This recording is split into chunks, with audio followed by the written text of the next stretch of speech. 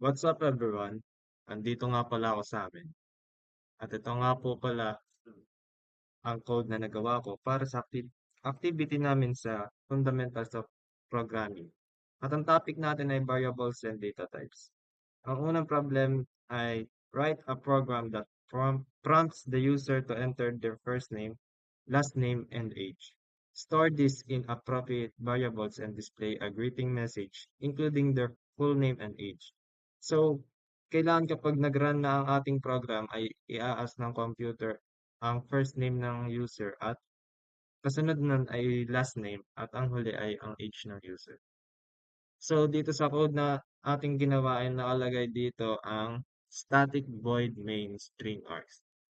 Yan ang mga importanteng mga bagay na ilalagay sa ating code pa kasi hindi siya mag-aaral kapag kulang ng ganito. Dito sa console.writeLine, hello, kamusta ka kaibigan? Yan ang ano, pang greeting message sa ating mga user. Dito naman sa pangalawang console.writeLine, ilagay ang unang pangalan mo. Dito mo ilalagay ang iyong first name. Tapos, dito sa pangalawa naman, console.writeLine, ilagay ang apelyido mo. Dito mo naman ilalagay ang iyong last name. Dito naman sa pangatlo na console.writeLine, ilagay ang iyong edad. Dito mo ilalagay ang iyong age para ayun. At ito sa huli, ito na yung lalabas kapag nailagay mo na lahat ng iyong information. So, irara na natin to ang ating code.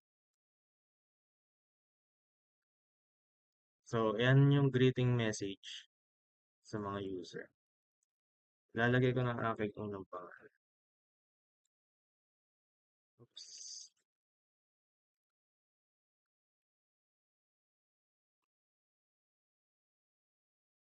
Lalagay ko ng aking apelyido. At ang aking age.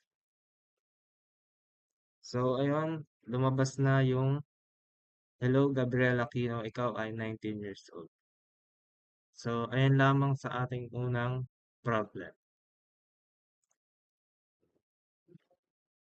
So, ayun, nandito na tayo sa pangalawang problem. Ating problem ay write a program that calculates the area of a circle. Ask the user to input the radius and store the result in a double variable. Use the formula area equals pi times r2. So, dito sa una natin ay sabi ko nga doon sa unang problem ay ilalagay lang din yung mga kailangan upang mag-run ang ating code. Dito sa ating una console.write ay dito mo ilalagay ang radius ng circle. Ang gamit nating variable ay double. Dito naman sa pangalawa, console.writeLine, ang area ng circle ay dito lalabas yung calculated na area ng nilagay natin na input sa na radius. So, ayun, run na natin. Pwedeng ilagay natin 20. 20 natin radius. So, ayun, lumabas na ang area ng circle. Ang area ng circle ay 1,256.63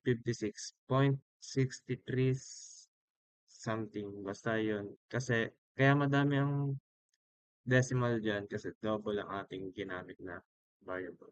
So, ayun lang po. Para sa activity 1 ng operators, write a program that takes two integers as input from the user and performs addition, subtraction, multiplication, and division. Display the results of each operation. So, bale, ito yung naging kanyang code. Yan siya. Ang una kong ginawa ay nag-string ako. Bakit nga ba ako gumamit ng string? Dahil mag-i-store tayo ng text para sa code na to. Then, yun. Float ang ginamit ko dahil hindi siya nalabas yung average ng yung result, average result pag int lang ang nakalagay. Hindi zero lang ang nakalagay sa kanya, zero lang. So, gumamit tayo ng float para makapag-store tayo ng decimal.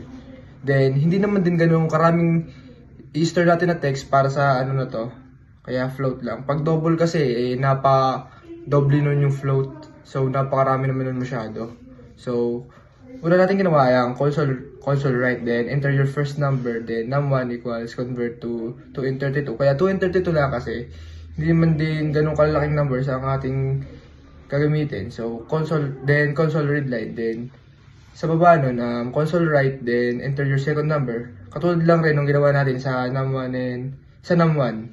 Ganun. Then float sum equals num1 plus num2. So, ito yung result, magiging result pag pinagsama natin. Then, yun. So, bale, num1 and num2 sa reduce, ganun lang din. Then, sa increase, ganun lang din. And sa average, ganun lang din. Then, para mag-run ng code na to, gagamit tayo ng console write line para ma-finish na to. Then, sum result, then, plus sum. Then, sum reduce result pala. Then, reduce plus reduce. Then, huwag natin kakalimutan lagi yung semicolon. Then, increase result, then plus increase result, then meron lang rin sa average result plus average. So yun lang para dito sa activity na to. Maraming salamat, thank you. So bale, ito yung code na pinakita ko kanina dun sa video. Then subukan natin siyang i-run.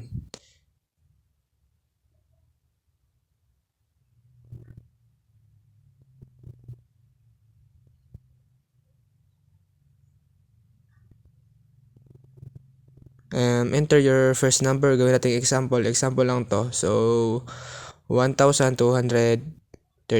Then enter your second number naman. Gawin lang rin natin to example. So gawin natin siya, 345. Then yun ang kanyang result. Each operation. At para naman sa last part ng mga operators sa activity 2, ito yung tanong o yung problem niya. Write a program that checks if a number is even or odd using the modulus operator. Ask the user for input and display the result. So bale, ito yung kanyang naging code. Yan siya. So bale, nakalagay dyan yung console write. Then, ang line na yun ay yung user ay mag-enter ng number, displaying the message, your input your number, ganun, on the console. Then, sa console read line naman, methods are using the input from the user as a string. Ganun naman, kaya nilagyan ko ng ganun. Then, converts, yung 2 and 32 naman, converts that string input to an integer and stores it in the variable num. Yun, ganun siya.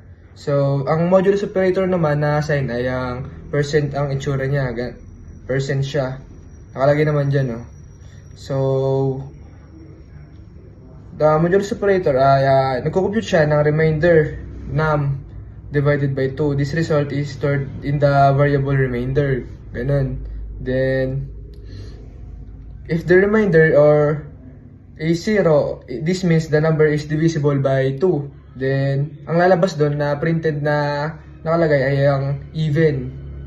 Then, if the remainder naman is not 0 or not equals, the number is odd. So, ang lalabas doon yung odd na printed na nakalagay. So, yun lang para sa last na activity na to.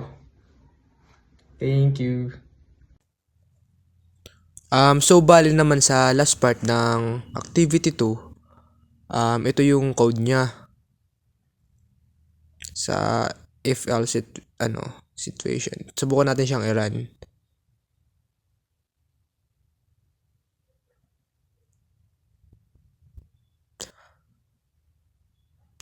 Example natin, okay, 12. Then even ang lalabas. Try naman natin ng 7. Then add naman siya.